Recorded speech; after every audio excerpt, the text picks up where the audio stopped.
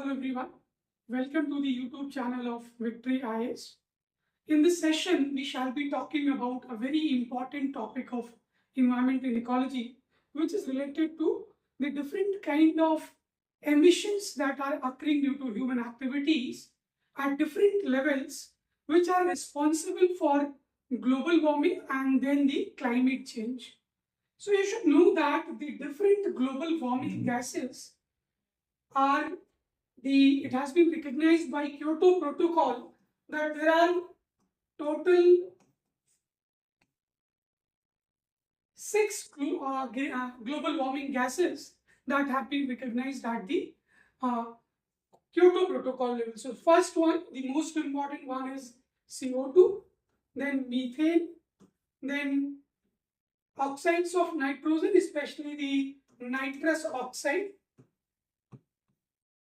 N2, and then hydrofluorocarbons, HFCs, perfluorocarbons, and last is sulfur SF6, sulfur perfluoride.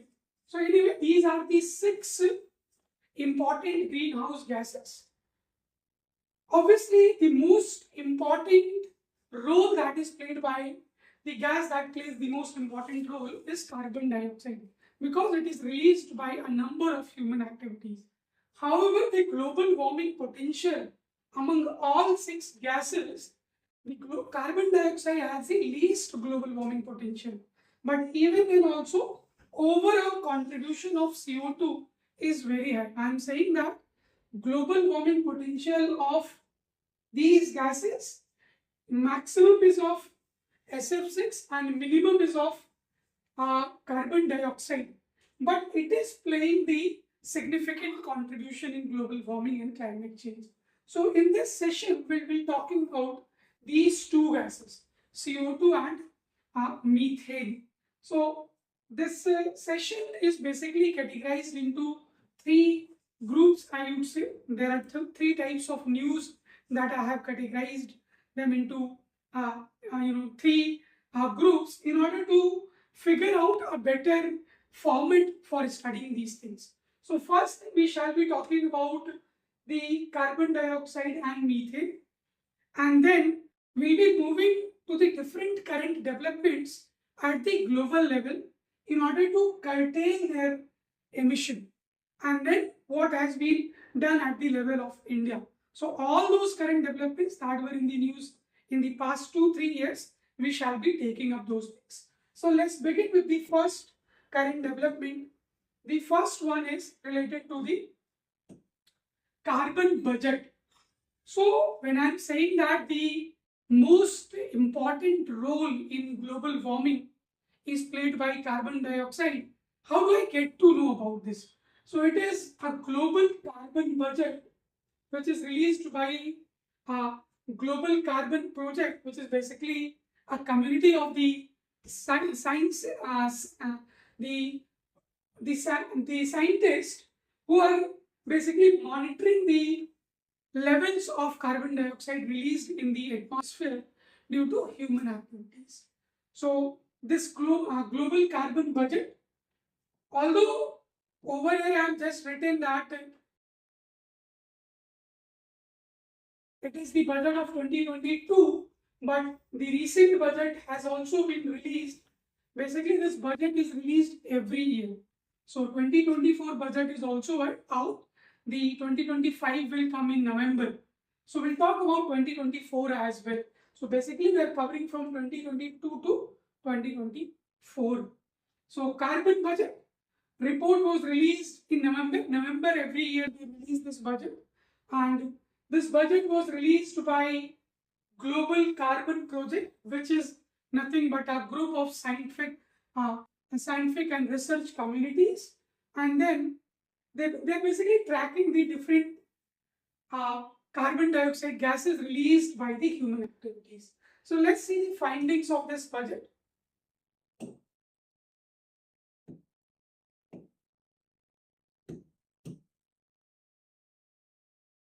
The first thing about the budget is that the emissions are expected to reach nearly 41 billion tons. And this is the data of 2022. The 2024 data says that it would be reaching in 2024 by nearly 42 billion tons. This is the highest amount of carbon dioxide released in the atmosphere compared to any time period in the human history. So this is becoming a concern. Obviously, we'll see what are the concerns. You know that in COP21, I'm talking about the Conference of Parties of 2015, the famous Paris Agreement. In the Paris Agreement, since you know that the Kyoto Protocol was supposed to end in 2020, so after the end of Kyoto Protocol, what is the international effort that is going to take care of global warming and climate change? That is related to Paris Agreement, which was held way back in 2015, and there were certain targets that were taken. So basically, the target that was taken in Paris Agreement was, one target was that to keep the temperature, the global temperature of the earth less than 1.5 degrees Celsius. But again, the scientific community believed that this is a very ambitious target because the temperature has already increased by 1.1 degrees Celsius on an average. So hardly 0.4 degrees Celsius is remaining to achieve this target. And let me tell you, at the current rate of the exploitation of the resources, because of which the CO2 is generated and methane is generated, in the next 5-6 years, this target is going to be breached. So again, that is why I say that the scientists have the faith that this is a very ambitious target. So for the same reason, there was another long-term target. And that long-term target was that temperature anyhow should not increase more than 2 degrees Celsius by the end of the 21st century. So these were the targets of Paris Agreement. So obviously the different countries of the world met together, had unanimity in order to achieve these targets. And with respect to those targets, we are trying to track, we are trying to monitor the levels of greenhouse gases that are emitting into the atmosphere and would be responsible for, the dangerous change in the atmosphere in the times to come. So there is no sign of carbon emission decline. So this report is saying that there is no sign of decline required for achieving this target of Paris Agreement. Basically, this 1.5 degrees Celsius is talking because it is talking about the target of Paris Agreement. And then both fossils that we are using, which are responsible for emission of large scale of CO2 and methane, then land use pattern is also changing. That is again responsible for release of CO2. Land use change or pattern means basically the land which was having forest earlier, it has been deforested for agricultural reasons, for residential reasons, for a number of reasons, commercial reasons. So again, that is also responsible for release of CO2 in the atmosphere. So all these things are happening with over 40 billion tons released each year at present. So on an average, we are releasing around 40 billion tons. To be exact, to be more precise, it is 41.6 billion tons which has been released in the year 2024. So at the current rate of emissions, the global carbon budget team estimates that there is a 50% chance, there is high likelihood that this global warming will exceed 1.5 degrees Celsius in the next 6 years. So that is what I told you. Anyway, moving further.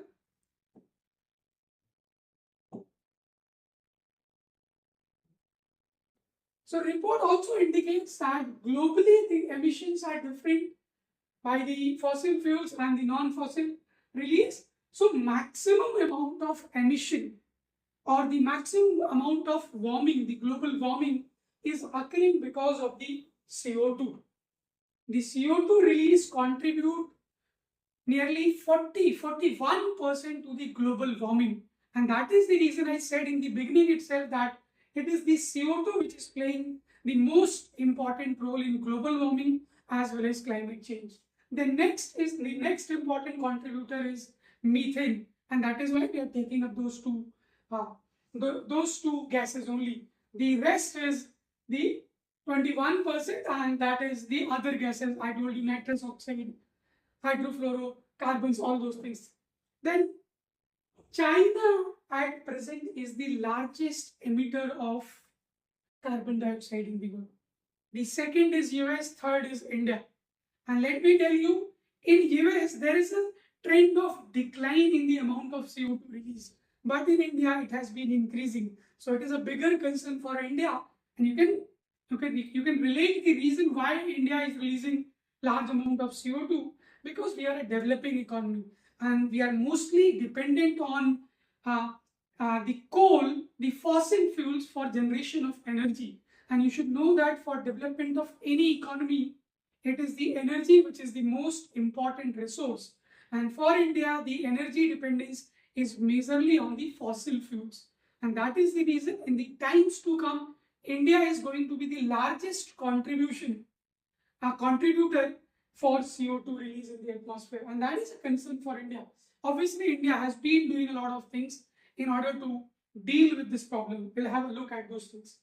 US is releasing nearly 13%. India's emission at present is around 8%, but in the times to come, it is going to be a significant contributor.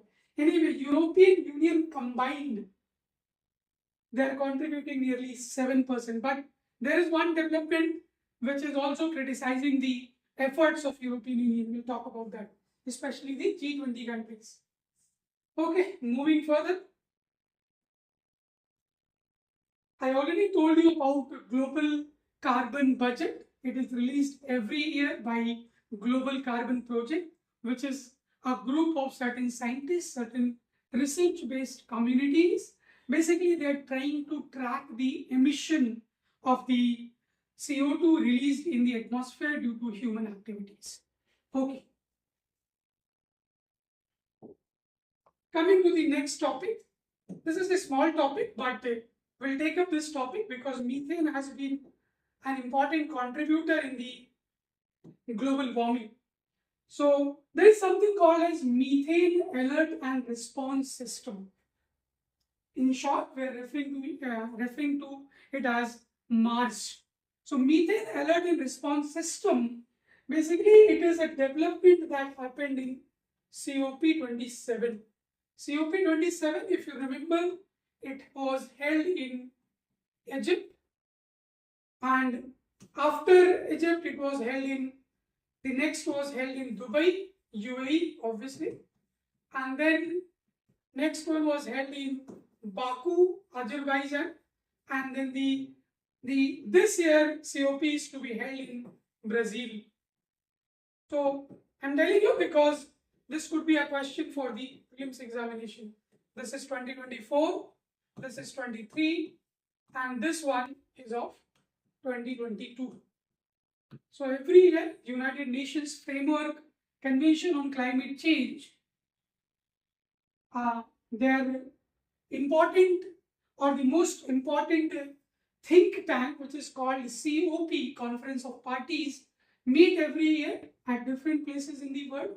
So these are important developments for the prelims examination. Anyway, so in the 2022 COP27, they talked about methane alert response system. What is this methane alert response system? So basically, they are trying to curtail the release of CO2 into the atmosphere. As I told you, methane has greater global warming potential compared to CO2.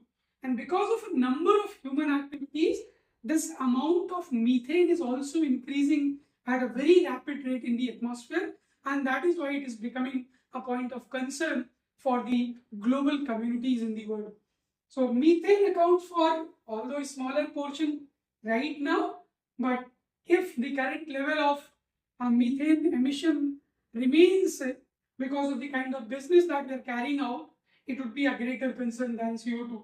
Anyway, so compared to carbon dioxide, it is 80 times more potent than CO2. So if CO2 is causing, let's say, 1 degree of global warming potential, it will cause 80 degree of global warming potential. That is the 80 time potential of the methane gas. So Intergovernmental Panel, IPCC, in the last session, I have already talked about IPCC. It is a platform which takes care of the climate change and global warming at the global level. It is saying that the world must cut methane emissions by at least 30% by 2030 in order to again achieve that target of COP 21 of 2015 that I talked about. Then talking about a bit about methane. So methane, again there is something called Global Methane Assessment. A 2030 baseline report has been released in the same COP. Do not forget, we are talking about COP 27, wherein a very important development happened with respect to CO2 as a global warming gas. So methane emissions to rise by 5 to 13% from 2020 level. See, this level is not from the pre-industrial level. Compared to 2020, it is expected that by 2030, the methane level will increase in the range of 5 to 13%. So it is again going to a bigger concern. And anthropogenic caused methane is responsible for nearly 45% of current net warming. So anyway, this is the assessment report which was talked again in COP 27, which was held in Egypt in the year 2022. Then methane is a hydrocarbon gas that is primary component of natural gas. It is a greenhouse gas. We have already talked about these things. 80 times having more potential than CO2 in terms of global warming. And global methane pledge was announced last year. It is talking about 2021 at COP 26, that the goal is to slash global methane gas emissions by at least 30%. Rather, the reality is saying that it is expected to increase now because of the kind of businesses that we are carrying on. So these are the developments with respect to methane. Now let's talk about another important development. Let's see what is happening at the global level in order to maybe curtail the emissions of CO2 and methane, or if there is some development which is adversely affecting the ongoing process of, the ongoing efforts that are taken to curtail the problem of climate change and the global warming. So there is one important news that G20 countries, which are a grouping of the most developed countries of the world, and they are also claiming to be the pioneer when it comes to curtail the problems related to global warming and climate change. But there is one development which is suggesting otherwise. It is saying that G20 countries spent nearly 700 billions of US dollar to support fossil fuels in the year 2021. So basically, fossil fuels are the largest contributor to the global warming gases, and they have, given some kind of subsidy of around $700 billion. So again, what they are preaching, they are doing something else. So that is why you should know something about it. The Climate Policy Fact Book is the report which is talking about this. Let's see what the report is saying. So G20 countries continue to provide substantial financial aid for fossil fuel production and consumption in 2021. Financial aid provided for fossil fuel reached the highest level since 2014, threatening the Paris Agreement targets of 1.5 degrees Celsius and 2 degrees Celsius. So nearly 700 billion USD worth of subsidies were provided by the G20 countries for coal, gas, oil, and other fossil-based industries in 2021. So this is becoming a concern for the other countries of the world. Moreover, the developing countries which do not have the financial support, which do not have the technology to deal with the ongoing problem of global warming, if these developed countries are doing so, they cannot ask the developing countries like India to curtail their businesses which are responsible for the global emissions. So this has increased investment into the emission-intensive equipments, infrastructure, and promoted the inefficient fossil fuel consumption and production. China contributed highest. We have already seen those things. Now move further. Now let's talk about Australia. Australia is taking certain steps which should be appreciated. If you remember in the last session, I talked about that Australia is treated as the extinction capital in the world, the mammal extinction capital, and they have been taking several steps. Over here again, they are trying to curtail the emission of CO2 because of the use of fossil fuel based energy. So that is the news. Australia's ambitious 2030 emission target to the UN. So they have submitted their target to the UN. Basically, they have changed their target. Earlier, they were targeting to release, to basically curtail their emission up to 28%. Now their target has changed to 43%. Now they are saying that by 2030, whatever amount of energy they are generating from the fossil fuels, now that will go down by 43%, which is a right development, a right strategy to deal with problems of global warming and climate change. So Australia is doing a good job, basically. So basically, new goal of Australia sets up for a future part by cleaner and cheaper energy sources. So let's talk about Australia's energy mix and the way they have been generating the energy. So first thing that Australia is full of fossil fuel deposits.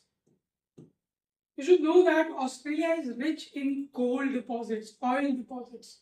So it is replete with fossil fuel deposits, full of fossil fuel deposits. So obviously it shall be utilizing those fossil fuels for energy generation. So, but again, they are taking some responsible steps to curtail those problems. It is one of the top exporters of coal, gas in the world. Not the top, one of the top. Coal plays a significant role in domestic electricity production. On the Green Future Index of 2022 by MIT, Australia was ranked 52 out of 76 nations. This was a poor ranking of Australia, and because of this, they are taking these steps, those ambitious steps to curtail the CO2 generation because of the use of fossil fuels. Then greenhouse gas emissions by Australia. Greenhouse gas emissions has reached nearly 500, or to be exact, 533 million tons CO2 equivalent as of 2019.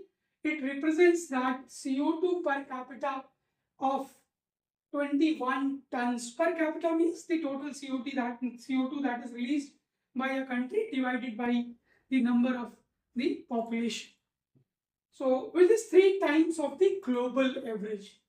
So global average is much lesser, somewhere around 7 tons, but for Australia it is 21 tons.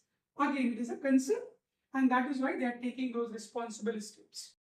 Australia uses coal power for electricity generation. Nearly 66% of the energy mix is coming from the coal-powered the power plants.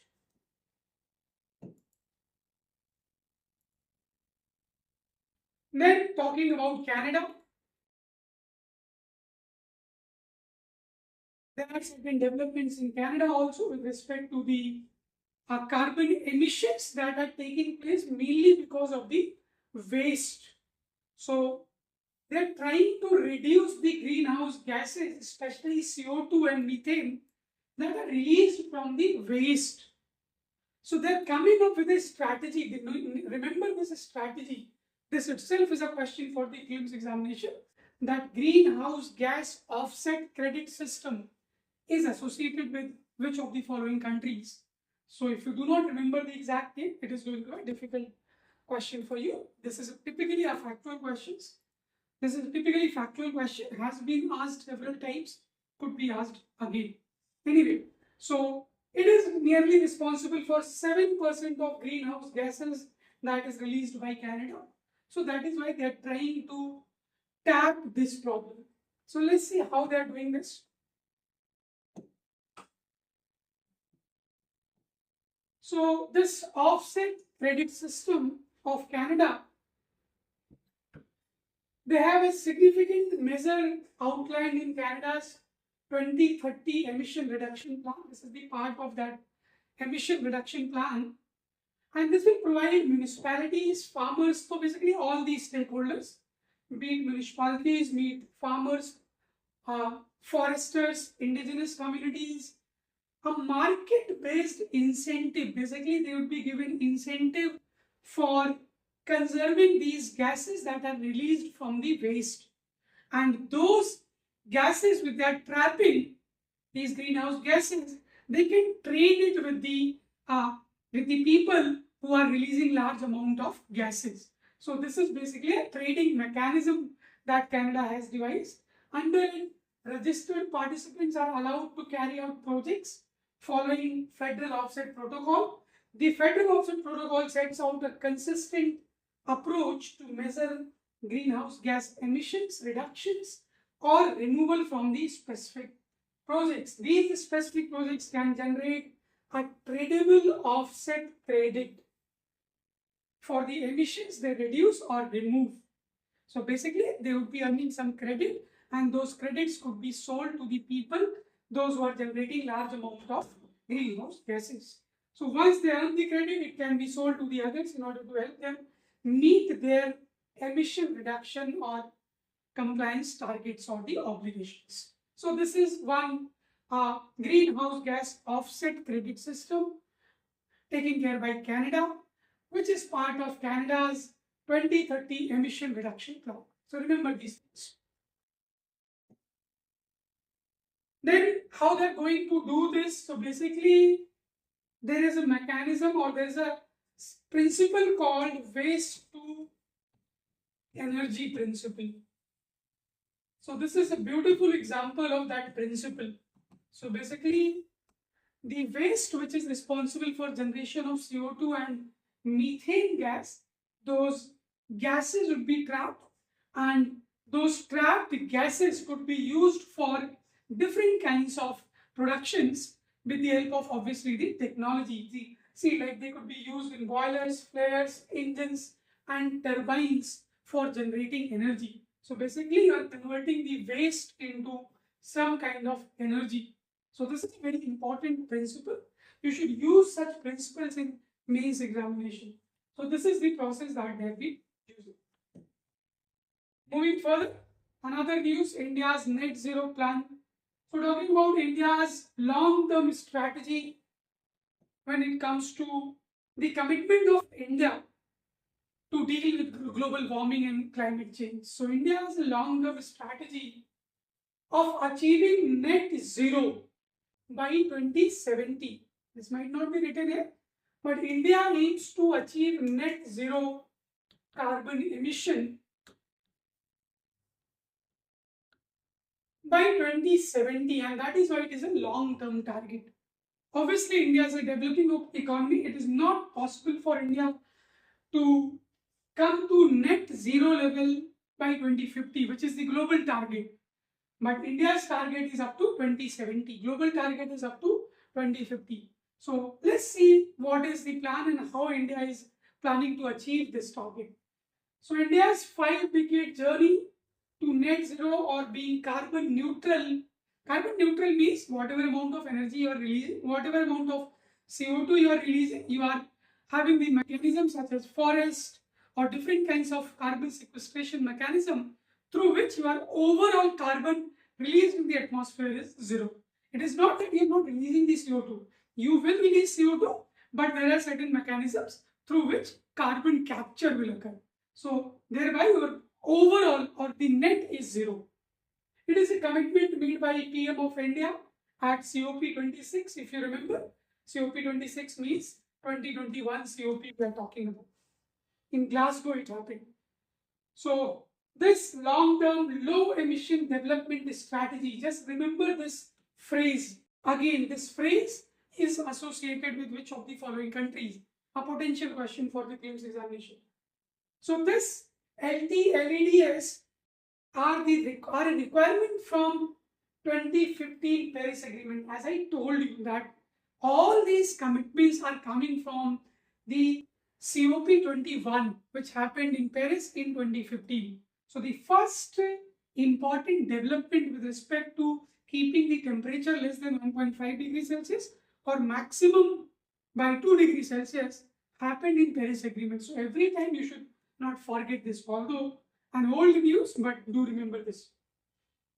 So India's this strategy is expected to triple its nuclear power output, which is around currently of the total energy mix. The India's nuclear power plants are contributing hardly 1 to 2%, but it is trying to triple this by the next decade. And thereby, because nuclear power plants are relatively releasing least amount of the carbon dioxide gases. It will focus on improving energy efficiency through in a strategy, a scheme called PAT. PAT stands for perform, achieve and trade. So basically the industries, the energy intensive industries, the industries which are using large amount of energy, they have been given certain guidelines in order to reduce the consumption of the energy. And if they do so, they would be given energy saving certificates. ESCs, energy saving certificates, will be issued to those companies, those organizations, those industries. And this certificate can be again traded with those companies who have failed to achieve their targets. So this is basically a trading mechanism of the energy saving. Anyway, so this scheme is a very important scheme launched in 2012, way back in 2012. So just remember this scheme. This scheme provides a mechanism for energy saving certificates, and those certificates could be traded.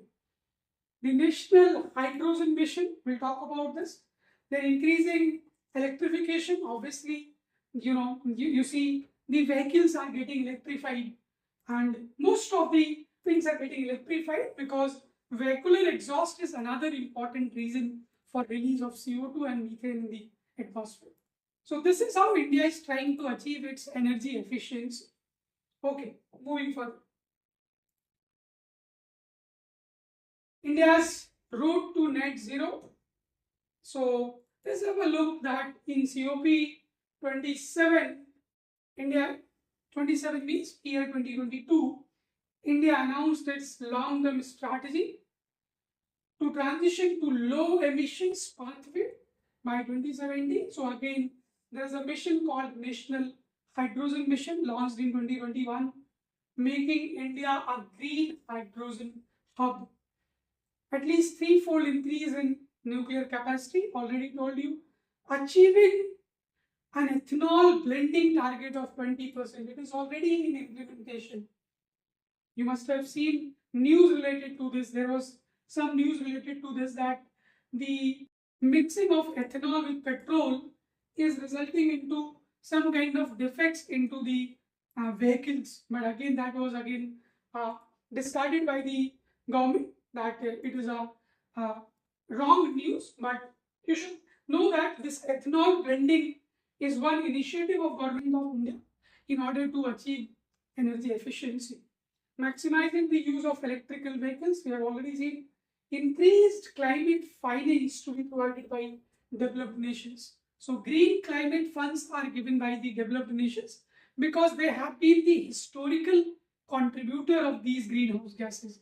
So they're trying to compensate. So these developed nations, although they commit to provide the financial aid, but in reality, every now and then we are failing in that. Okay, so the next Niti Aayog is proposing one mechanism. Again, a very important development for the prelims examination called the carbon capture, utilization and storage. So that is what I told you, that carbon sequestration or capture does not happen only through afforestation.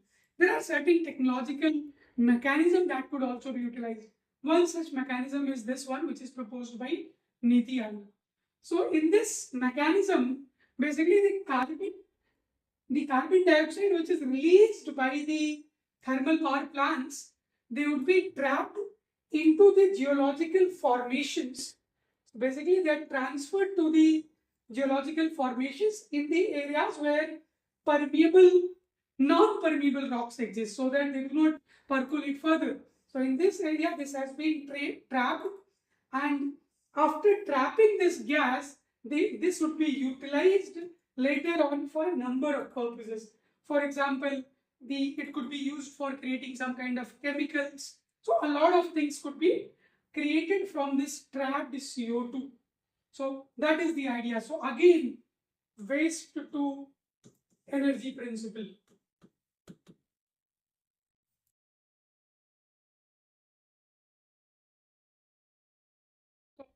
This one is proposed by Niti Aayog, India's development. So if you have to talk about this, could be a question in the mains examination. Do you think that the India's target of 2070 to achieve net zero emission is an ambitious one?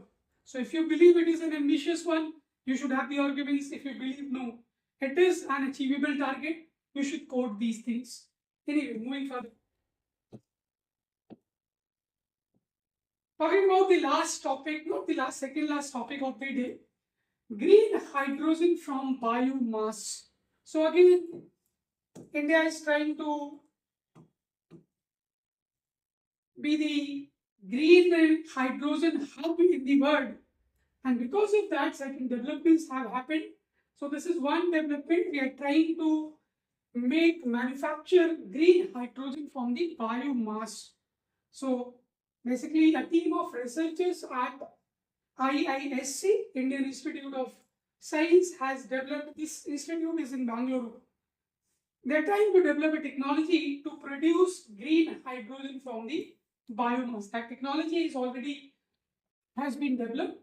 This indigenous technology is a step towards achieving goal of Atmanirbhar Bharat, second national hydrogen energy roadmap, under which India is trying to be the green hydrogen hub across the world. And the Ministry of Renewable Energy and Department of Science and Technology of Government of India has been supporting this project. So this is how they are converting basically the biomass into hydrogen. Biomass, it would be given controlled supply of oxygen and steam, and it will basically generate syngas. Syngas is nothing but a combination of broadly, not only, broadly it is majorly, it is combination of CO and H2, carbon monoxide and hydrogen, and ultimately pure hydrogen is extracted from this syngas. So this is the mechanism broadly. We need not to get into the nitty-gritties of that technology. That is not our job, but you should have the idea about this development, that biomass could be converted into hydrogen, and this has been already proven by the research scholars in IISc, Indian Institute of Sciences. Then the last topic of the day. You should know that the fuel which is consumed by the aviation sector, the airlines, they are significant contributor to the global warming and the climate change which is occurring right now. So for this reason, the International Civil Aviation Organization has put the target of net zero in aviation sector by 2050. So 2050 is the global target as well for overall achieving the net zero. with respect to carbon emission. It is also the target of the International Civil Aviation Organization to achieve net zero by 2050. So what is the kind of fuel that they use? They're trying to use sustainable aviation fuel. So this is one research, CSIR, which is Council of Scientific and Industrial Research, and Institute of India, CSIR, Indian Institute of Petroleum. These two institutes have signed MOU with a number of airlines in India, Air India, Air Asia, Vistara, which is obviously now under the ownership of Tata, to achieve net zero emission. So this is the development that is happening in India in the backdrop of this target of International Civil Aviation Organization. So let's see what is this sustainable aviation fuel. So the sustainable aviation fuels are the biofuels. So since they are biofuels, so they would be emitting lesser CO2 and methane gas, made from sustainable resources such as forestry, agricultural waste, used cooking oil, and can be blended with fossil jet fuel to reduce carbon emissions. So it is more or less similar to ethanol blending that happens with petrol for the cars and the other vehicles. So they are doing the same thing for the airlines. It is a drop-in fuel, meaning that it can be added with no changes needed to the aircraft. So basically, aircraft, the airline will not require any kind of technological change in the engines. So that is why it is said to be drop-in, means certain amount of this sustainable aviation fuel would be added to the existing fuel. In 2016, the International Civil Aviation Organization adopted market-based mechanism, carbon offsetting and reduction scheme, again that carbon trading mechanism for international civil aviation to address CO2 emissions from international aviation, currently on a voluntary basis. Beginning in 2027, virtually all the international flights will be subject to this mandatory offsetting requirements. It means that either you reduce the carbon emission, or if you're not in position to reduce the carbon emission, get it from someone who has reduced. So basically there will be a carbon trading, and that mechanism over here is called carbon offsetting and reduction scheme. Okay, so this would be all for the day. Thank you so very much. Have a great day.